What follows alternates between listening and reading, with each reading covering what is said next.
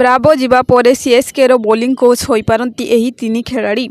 ୱେଷ୍ଟଇଣ୍ଡିଜର କିମ୍ବଦନ୍ତୀ allrounder ଡୋୱେନ୍ bravo 26 ସେପ୍ଟେମ୍ବରରେ ସମସ୍ତ ପ୍ରକାର କ୍ରିକେଟରୁ ଅବସର ଘୋଷଣା କରିଥିଲେ। ଅବସର ଗ୍ରହଣ କରିବା ଠିକ୍ ଗୋଟିଏ ଦିନ ପରେ କୋଲକାତା ନାଇଟ୍ ରାଇଡର୍ସ କେକେଆର୍ ବ୍ରାଭୋଙ୍କୁ IPL 2025 ପାଇଁ ଦଳର ନୂତନ ପରାମର୍ଶଦାତା ଭାବରେ ଘୋଷଣା କରିଛି।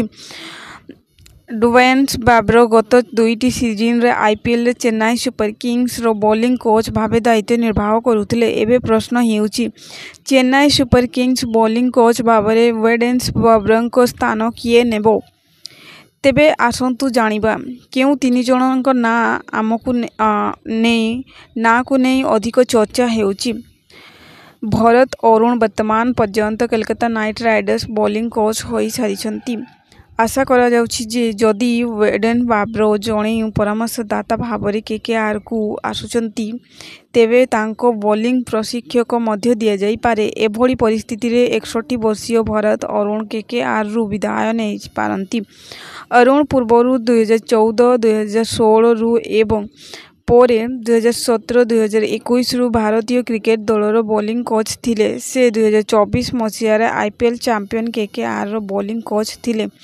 ଆନ୍ତର୍ଜାତୀୟ କ୍ରିକେଟରେ ଭାରତ ପାଇଁ ସର୍ବାଧିକ 956 ୱିକେଟ୍ ନେଇଥିବା ଅନିଲ କୁମ୍ବଲେ 2016-17 ମସିହାରେ ଟିମ୍ ଇଣ୍ଡିଆ ମୁଖ୍ୟ ପ୍ରଶିକ୍ଷକ ଥିଲେ।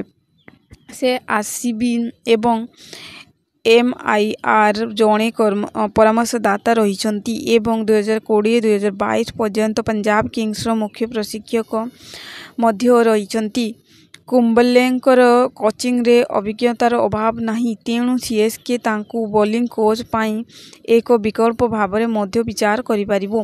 ଦକ୍ଷିଣ ଆଫ୍ରିକାର ଅଲରାଉଣ୍ଡର ଆଲ୍ବି ମାର୍କେଲ୍ 2008ରୁ 2013 ପର୍ଯ୍ୟନ୍ତ ଚେନ୍ନାଇ ସୁପର କିଙ୍ଗସ ପାଇଁ ଖେଳିଥିଲେ। 2019ରେ କ୍ରିକେଟରୁ ଅବସର ନେବା ପରେ ସେ 2021 ପର୍ଯ୍ୟନ୍ତ ନାମିବିଆ କ୍ରିକେଟ ଦଳର ସହକାରୀ ପ୍ରଶିକ୍ଷକ ଭାବରେ କାର୍ଯ୍ୟ କରିଥିଲେ। ବାଂଲାଦେଶ କ୍ରିକେଟ ଦଳରୁ ବୋଲିଂ କୋଚିଂରେ ମଧ୍ୟ ତାଙ୍କର ଅଭିଜ୍ଞତା ରହିଛି। ସେ CSKର ବର୍ତ୍ତମାନର ମୁଖ୍ୟ ପ୍ରଶିକ୍ଷକ ଷ୍ଟିଫେନ୍ ଫ୍ଲେମିଂଙ୍କ ଅଧୀନରେ ଖେଳିଛନ୍ତି, ତେଣୁ ତାଙ୍କ ସହ ମାର୍କେଲଙ୍କ ଯୋଡ଼ି ହେଲେ CSK ପାଇଁ ଲାଭଦାୟକ ସାବ୍ୟସ୍ତ